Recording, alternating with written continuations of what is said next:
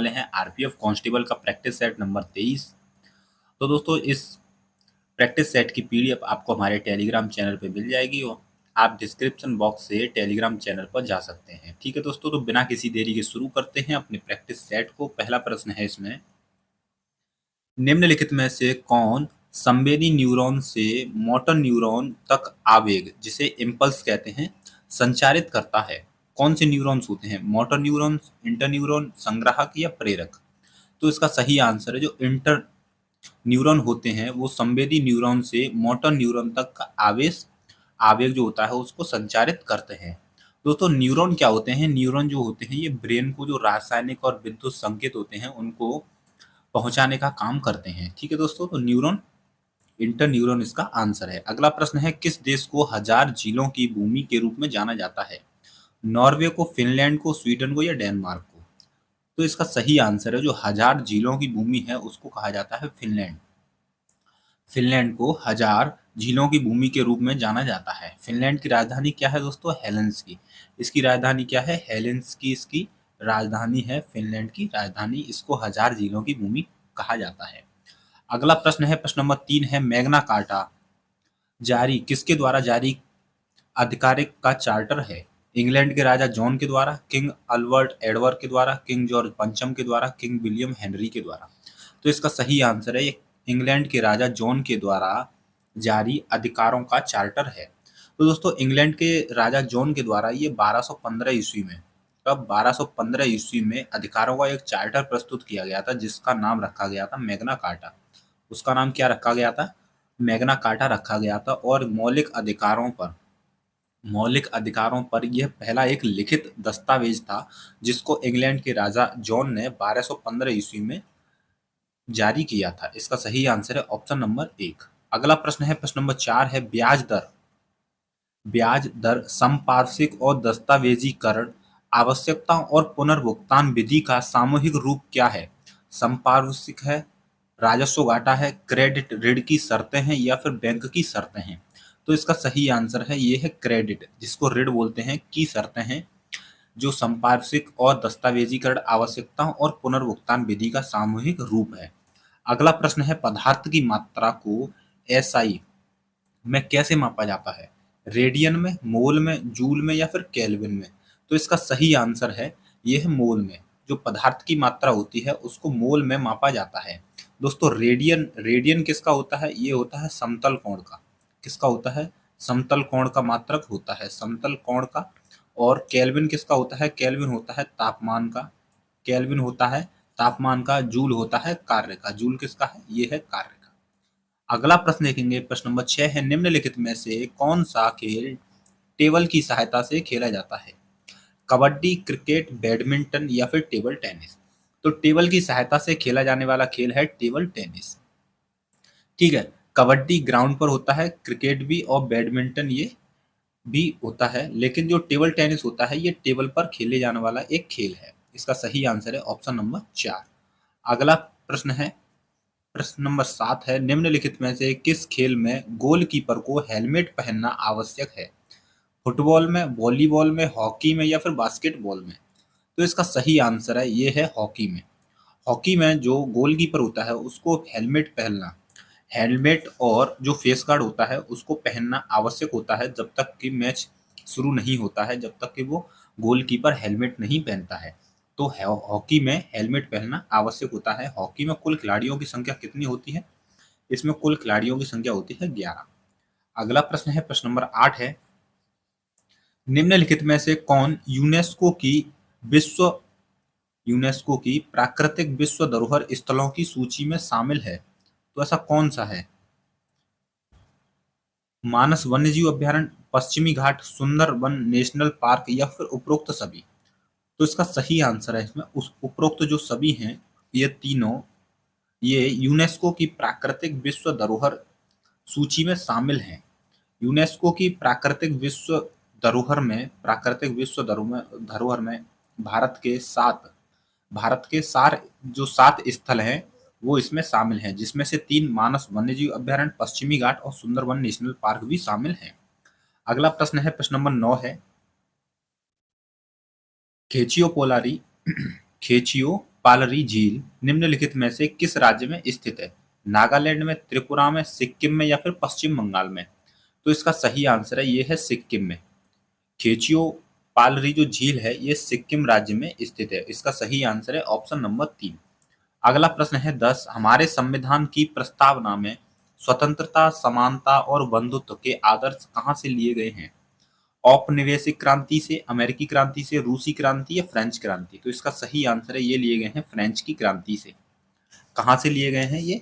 French की क्रांति से लिए गए हैं। फ्रेंच की क्रांति कब हुई थी? ये 1789 से लेकर 1799 ईस्वी तक चली थी फ्रेंच की क्रांति। वहां से स्वतंत्रता, समानता और बंधुत्व के आदर्श लिए गए हैं भारतीय संविधान में।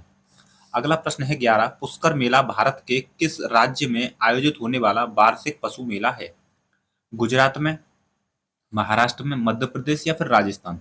तो जो पुष्कर मेला होता है ये राजस्थान में आयोजित होता है। कहाँ होता है? राजस्थान में आयोजित होता है। और ये पशु सबसे बड़ा मेला पशु मेला है जो कि राजस्थान में आयोजित होता है। और राजस्थान में भी कहाँ? पुष्कर में। राजस्थान के पुष्कर में आयोजित होता है पशु मेला। अगला प्रश्न है प्रश्न नंबर 12 है। निम्न में से किस क्षेत्र में शैरी वाइन का उत्पादन होता है? पुर्तगाल में, सिसिली में, स्पेन में या इटली में? तो शैरी वाइन ये क्या है? वाइन का एक प्रकार है जो कि स्पेन में इसका उत्पादन होता है। कहाँ होता है? स्पेन में इसका उत्पादन होता है। ऑप्शन नंबर 3 इसका सही आंसर होगा। अगला प्रश्न है 13। एक रासायनिक अपघटन प्रकार की प्रतिक्रिया है जिसमें एक यौगिक पानी के साथ प्रतिक्रिया करता है और अन्य यौगिकों में विभाजित होता है। तो ऐसी कौन सी प्रतिक्रिया है? इलेक्ट्रोलिसिस, फार्मोलिसिस, हाइड्रोलिसिस या फिर कैटालिसिस? तो इसका सही आंसर है ये जो प्रतिक्रिया है ये है हाइड्रोलिसिस। हाइड्रोलिसिस जिसमें क्या होता है एक यौगिक पानी के साथ प्रतिक्रिया करता है और अन्य यौगिकों में विभाजित होता है। तो इसको बोलते हैं हाइड्रोलिसिस। अगला प्रश्न है प्रश्न नंबर 14 है। ब्रह्मपुत्र मध्य हिमालय में के पास एक गहरी खाई बनाती है। किसके पास? माउंट एवरेस्ट के पास, नंगा पर्वत के पास या फिर नामचा बरवा के पास या फिर कंचनजंगा के पास? तो इसका सही आंसर है नामचा बरवा के पास एक गहरी खाई बनाती है ब्रह्मपुत्र नदी। तो इसका सही आंसर है ऑप्शन नंबर 3। ब्रह्मपुत्र नदी नामचा बरवा से होती हुई भारत में प्रवेश करती है। अगला प्रश्न है प्रश्न नंबर 15 है। एक क्रिकेट मैच शुरू करने के लिए स्थानापन्न टीम के पास स्थानापन्न खिलाड़ियों के अतिरिक्त कितने खिलाड़ी होने चाहिए? 10, 8, 11 या 5? तो उनके पास कुल 11 खिलाड़ी होने चाहिए स्थानापन्न के अतिरिक्त। तो इसका सही आंसर है ऑप्शन नंबर 3। कुल कितने खिलाड़ी होने चाहिए? 11। अगला प्रश्न है भारत की वन नीति में देश के क्षेत्रफल के निम्नलिखित में से किस अनुपात में वन रखने का लक्ष्य निर्धारित किया गया था? 15%, 25% या 33% या फिर 50%? तो इसका सही आंसर है कुल 33% वन रखने का लक्ष्य निर्धारित किया गया था।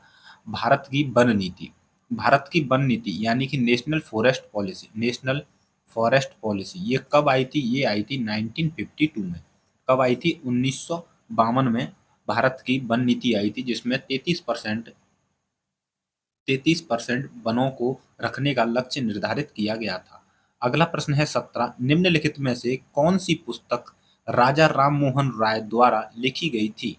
The Arctic home in the Vedas, glimpses of world history, gift to monotheist या ऑल मैन आर ब्रदर्स? तो इसका सही आंसर है राजा राम मोहन राय के द्वारा लिखी गई एक पुस्तक है उसका नाम है gift to monotheist. Option number 3 इसका सही आंसर है। राजा राम मोहन राय के द्वारा एक पुस्तक और लिखी गई थी 1809 ईस्वी में। उसका नाम था एकेश्वर वादियों का उपहार। किसका? एकेश्वर जो वादी है एकेश्वर वादियों का उपहार। ये भी राजा राम मोहन राय के द्वारा लिखी गई एक पुस्तक है जो कि 1809 ईस्वी में लिखी गई थी। अगला प्रश्न है 18। वर्ष 1877 में वायसराय लिटन ने भारत की महारानी के रूप में किसे सम्मानित करने के लिए एक दरबार का आयोजन किया? महारानी कौन सी थी वो? महारानी एनी, महारानी विक्टोरिया, महारानी एलिजाबेथ प्रथम या महारानी एलिजाबेथ द्वितीय? तो इसका सही आंसर है 1877 ईस्वी में वायसराय लिटन ने भारत की महारानी के रूप में किसे सम्मानित किया था? ये किया था महारानी विक्टोरिया को। किसको किया था? महारानी विक्टोरिया को किया था। महारानी विक्टोरिया का शासन कब से कब तक था? ये थी 1837 से लेके 1901 ईस्वी तक महारानी विक्टोरिया ने शासन किया था। और लिटन के द्वारा 1870 ईस्वी में इनको भारत की महारानी के रूप में सम्मानित किया गया था। अगला प्रश्न है, प्रश्न नंबर 19 है, भारतीय राष्ट्रीय कांग्रेस की अध्यक्ष बनने वाली पहली भारतीय महिला कौन थी? सरोजिनी नायडू, एनी बेसेंट, बीना दास या कल्पना दत्त? तो इसका सही आंसर है, जो भारतीय पहली महिला थी वो थी सरोजिनी नायडू। और सरोजिनी नायडू भारतीय राष्ट्रीय कांग्रेस की अध्यक्ष कब बनी थी? ये बनी थी 1925 के कानपुर अधिवेशन की अध्यक्षता की थी। कानपुर अधिवेशन की अध्यक्षता की थी सरोजिनी नायडू के द्वारा। और दोस्तों एनी बेसेंट ने 1817 में, कब? 1917 में अध्यक्षता की थी, लेकिन ये भारतीय महिला नहीं थी। लेकिन पहली भारतीय महिला कौन थी? सरोजिनी नायडू। अगला प्रश्न है, प्रश्न नंबर 20 है, किसी चालक के इकाई क्षेत्र में सीमित आवेश को निम्नलिखित में से क्या कहा जाता है? सतह चार्ज घनत्व, सतह आवधिक घनत्व, सतह की वोल्टता घनत्व या फिर सतह इलेक्ट्रॉन घनत्व? तो इसका सही आंसर है, ये है सतह चार्ज घनत्व कहा जाता है इकाई क्षेत्र में सीमित आवेश को। अगला प्रश्न देखेंगे, प्रश्न नंबर 21 है, श्रीरंगपट्टनम में हुए चौथे एंग्लो मैसूर युद्ध में किसकी हत्या हुई थी? हैदर अली की, तिम्माराज वोडेयार प्रथम की, तिरुमाल देवराय की या फिर टीपू सुल्तान की? तो इसका सही आंसर है, ये हत्या हुई थी टीपू सुल्तान की। ऑप्शन नंबर 4 इसका सही आंसर है। और ये हत्या कब हुई थी? जो चौथा एंग्लो मैसूर युद्ध हुआ था, कब हुआ था? 1798 और 99 में ये युद्ध हुआ था, चौथा। इसमें कुल 4 एंग्लो मैसूर युद्ध हुए थे, जिसमें चौथे में टीपू सुल्तान की हत्या हो गई थी। हैदर अली के पुत्र थे टीपू सुल्तान। अगला प्रश्न है 22, भारतीय इतिहास में किसे बादशाह खान कहा जाता था? खान अब्दुल गफ्फार खान को, अबुल कलाम आजाद को, औरंगजेब को या फिर बहादुर शाह को? तो भारतीय इतिहास में बादशाह खान कहा जाता था खान अब्दुल गफ्फार खान को। किसको कहा जाता था? खान अब्दुल गफ्फार खान को कहा जाता था। इनका एक और उपनाम था, इनको सीमांत गांधी भी कहा जाता था। क्या कहा जाता था? सीमांत गांधी के नाम से भी इनको जाना जाता था। तो इसका ऑप्शन 1 इसका सही आंसर होगा, खान अब्दुल गफ्फार खान। अगला प्रश्न है, प्रश्न नंबर 23, भारत में पहला भाषाई राज्य कौन सा है? आंध्र प्रदेश, पश्चिम बंगाल, उड़ीसा या फिर तमिलनाडु? तो इसका सही आंसर है, ये है आंध्र प्रदेश। कौन सा राज्य है? कौन सा राज्य है? आंध्र प्रदेश। आंध्र प्रदेश का गठन कब हुआ था? ये हुआ था 1 नवंबर 1956 को। 1 नवंबर 1956 को गठित होने वाला भाषाई राज्य, यानी पहला भाषाई राज्य है आंध्र प्रदेश। ऑप्शन नंबर 1 इसका सही आंसर होगा। अगला प्रश्न है, बजने वाली ध्वनि उत्पन्न करने वाली धातुओं को कहा जाता है? उन धातुओं को क्या कहते हैं जिसमें बजने वाला गुण होता है? आघात वर्धनीय, ध्वनात्मक, प्रसार्य यानी कि तार खींचे जा सकने वाले या फिर चमकदार? तो इसका सही आंसर है ध्वनात्मक, जिसे सोनोरस कहा जाता है। इसमें कौन सा गुण होता है? इसमें बजने का गुण होता है, इसी को बोलते हैं ध्वन्यात्मक कहा जाता है। अगला प्रश्न है 25, ढाका में ऑल इंडिया मुस्लिम लीग का गठन कब किया गया था? 1885 में, 1906 में, 1857 में या फिर 1927 में? तो ढाका में, यानी कि वर्तमान बांग्लादेश में ऑल इंडिया मुस्लिम लीग का गठन किया गया था 1906 में। ऑप्शन नंबर 2 इसका सही आंसर है। किसके द्वारा इसका गठन किया गया था? ये गठन किया गया था सलीमुल्लाह और बकार उल मुल्क के द्वारा। 1906 में ढाका में ऑल इंडिया मुस्लिम लीग का गठन किया गया था। अगला प्रश्न है 26, निम्नलिखित में से कौन यह निर्धारित करता है कि कोई विधेयक धन विधेयक है या नहीं? तो किसके द्वारा यह निर्णय लिया जाता है? प्रधानमंत्री के द्वारा, उपराष्ट्रपति, लोकसभा अध्यक्ष या फिर भारत के मुख्य न्यायाधीश? तो इसका सही आंसर है, ये है लोकसभा अध्यक्ष जो होते हैं वो इसका निर्णय करते हैं कि ये विधेयक धन विधेयक है या नहीं। और धन विधेयक का जो वर्णन है वो किस अनुच्छेद में है? ये है अनुच्छेद 110 में धन विधेयक के बारे में बताया गया है। धन विधेयक केवल लोकसभा में ही प्रस्तुत किया जाता है। किसमें? केवल लोकसभा में ही प्रस्तुत किया जाता है। अगला प्रश्न है 27, भारत के सर्वोच्च न्यायालय का उद्घाटन वर्ष में हुआ था? कब हुआ था? 1951 में, 1949, 1952 या फिर 1950? तो इसका सही आंसर है 1950 में भारत के सर्वोच्च न्यायालय का उद्घाटन किया गया था। और ये कब हुआ था? 28 जनवरी को। कब हुआ? 28 जनवरी को 1950। और भारत का सर्वोच्च न्यायालय है कहाँ पर? दिल्ली में। कहाँ है? ये है दिल्ली में। अगला प्रश्न है 28। डांडिया भारत के किस राज्य का पारंपरिक लोक नृत्य है? पश्चिम बंगाल का, बिहार का, गुजरात का या फिर असम का? तो इसका सही आंसर है ये है गुजरात राज्य का पारंपरिक लोक नृत्य है डांडिया।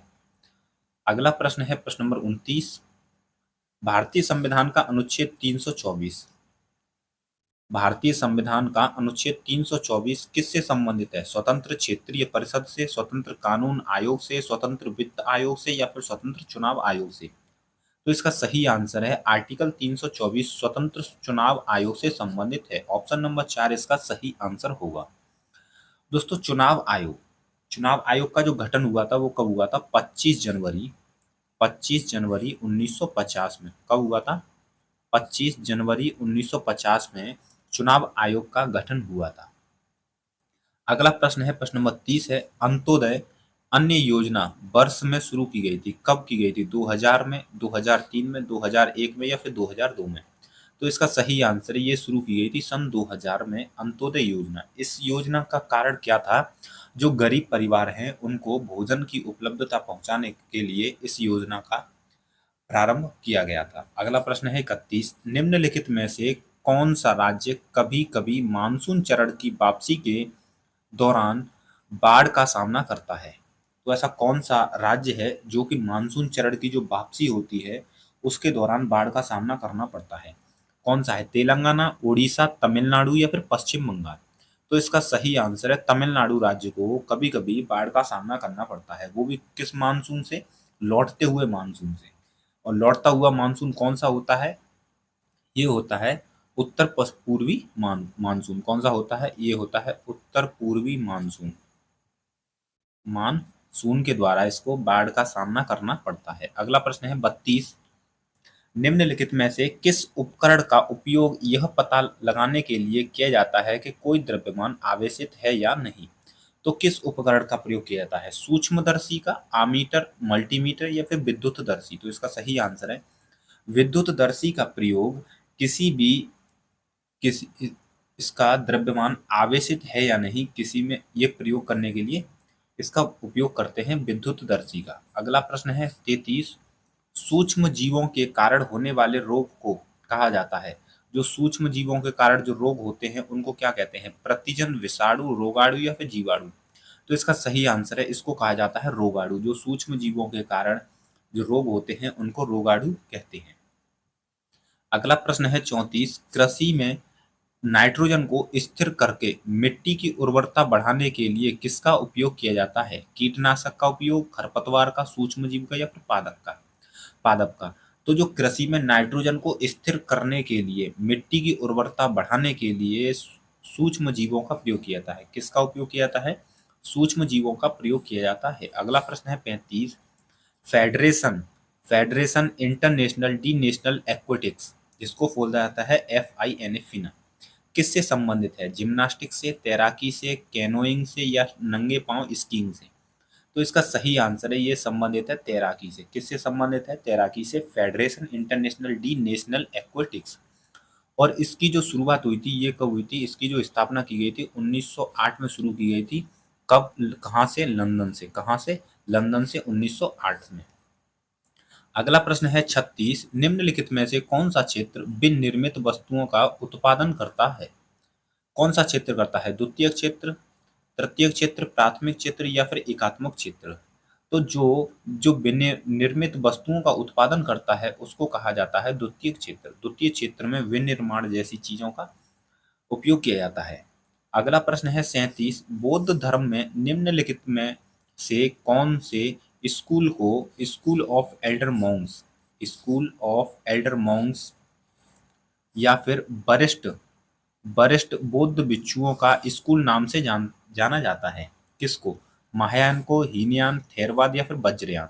तो इसका सही आंसर है थेरवाद को स्कूल ऑफ एल्डर मोंक्स के नाम से जाना जाता है।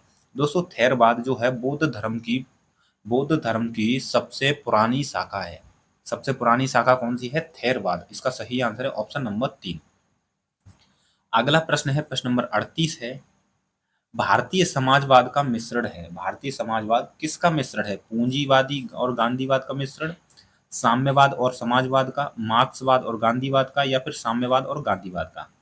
तो जो भारतीय समाजवाद है वो मार्क्सवाद और गांधीवाद का मिश्रण है। ऑप्शन नंबर 3 इसका सही आंसर है। अगला प्रश्न है 39, वर्ष के दौरान भूमि के एक टुकड़े पर एक से अधिक फसल उगाने की प्रक्रिया कहलाती है। इस प्रक्रिया को क्या कहते हैं? प्रभावी योजना, कृषि योजना, एकाधिक या फिर बहुफसल योजना, या फिर मिश्रित खेती? तो एक वर्ष के दौरान भूमि के एक टुकड़े पर एक से अधिक जब फसल उगाई जाती है तो उसको बहुफसल या फिर एकाधिक फसल कहा जाता है। ऑप्शन नंबर 3 इसका सही आंसर होगा। अगला प्रश्न है 40, निम्नलिखित में से कौन सा राज्य अत्यधिक सूखा प्रवण क्षेत्र जोन फर्स्ट के अंतर्गत आता है? कर्नाटक राज्य, छत्तीसगढ़, असम, या फिर राजस्थान? तो इसका सही आंसर है जो राजस्थान है, ये सूखा प्रवण क्षेत्र के जोन 1 के अंतर्गत आता है। ऑप्शन नंबर 4 इसका सही आंसर है। राजस्थान के कुल 11 जिले इस सूखा प्रवण क्षेत्र के जोन फर्स्ट के अंतर्गत आते हैं।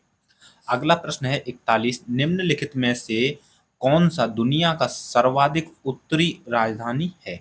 दुनिया की जो सबसे उत्तरी राजधानी कौन सी है? कोपेनहेगन है, स्टॉकहोम है, रेक्जविक है, या फिर ओस्लो है? तो इसका सही आंसर है ये है रेक्जविक।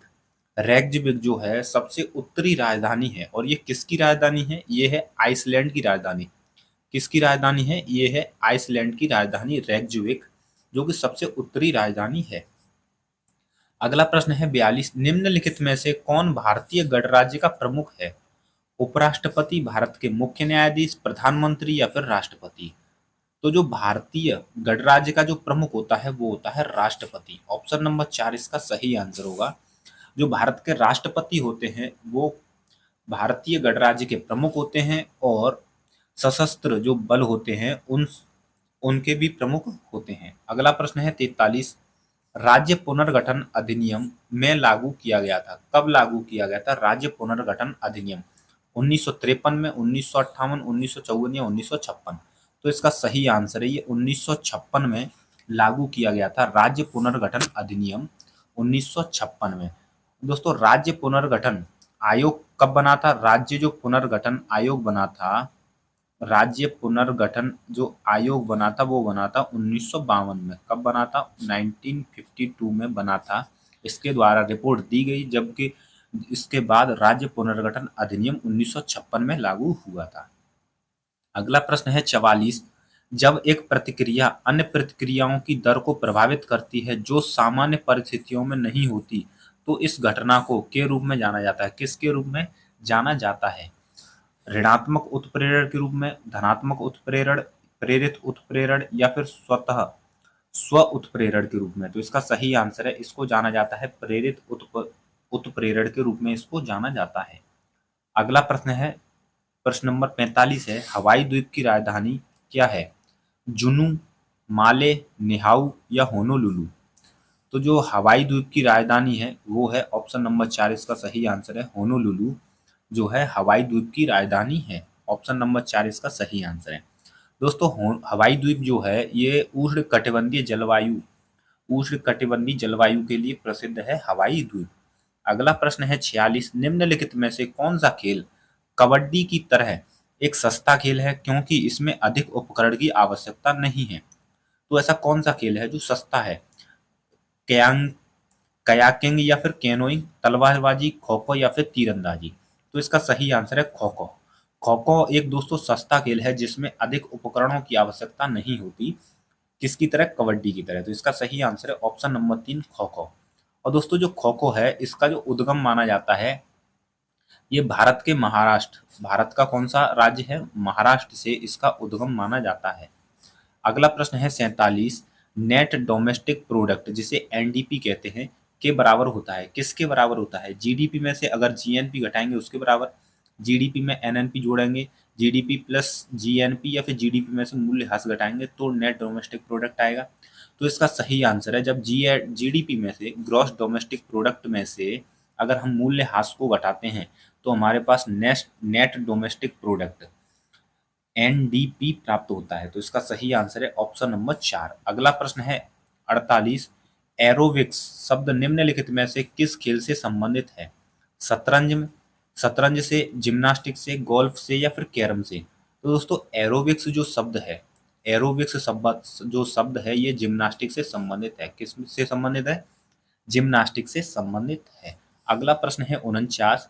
भारत के संविधान में न्यायिक समीक्षा का प्रावधान से लिया गया है, किससे लिया गया है? ऑस्ट्रेलियाई संविधान से, फ्रांसीसी संविधान, जापानी या फिर अमेरिकी संविधान? तो जो भारत के संविधान में जो न्यायिक समीक्षा है, इसका जो प्रावधान है ये अमेरिकी संविधान से लिया गया है। ऑप्शन नंबर 4 इसका सही आंसर है। इसमें क्या होते हैं, जो न्यायाधीश होते हैं किसी भी निर्णय या फिर कार्यवाही की समीक्षा कर सकते हैं। तो ये कहाँ से लिया गया है? अमेरिकी जो संविधान है वहां से इसका प्रावधान है। अगला प्रश्न है 50। मध्य प्रदेश का पन्ना जिला किसके लिए प्रसिद्ध है? हीरे की खदानें के लिए, यूरेनियम की खदानें के लिए, थोरियम की खदानें या फिर लौह अयस्क की खदानें? तो इसका सही आंसर है जो मध्य प्रदेश में जो पन्ना जिला है, जहाँ पन्ने की खाने कहा जाता है, वो हीरे की खदानें के लिए प्रसिद्ध है, हीरे की खानों के लिए प्रसिद्ध है। ऑप्शन नंबर 1 इसका सही आंसर होगा। और कहाँ पर स्थित है ये? मध्य प्रदेश में। तो दोस्तों हमारे जीके जीएस के 50 प्रश्न कंप्लीट हो चुके हैं और ये हमारा प्रैक्टिस सेट नंबर 23 था। तो अगर आपको ये वीडियो अच्छी लगी हो तो चैनल को जरूर सब्सक्राइब कर लीजिएगा। इसी के साथ जय हिंद दोस्तों।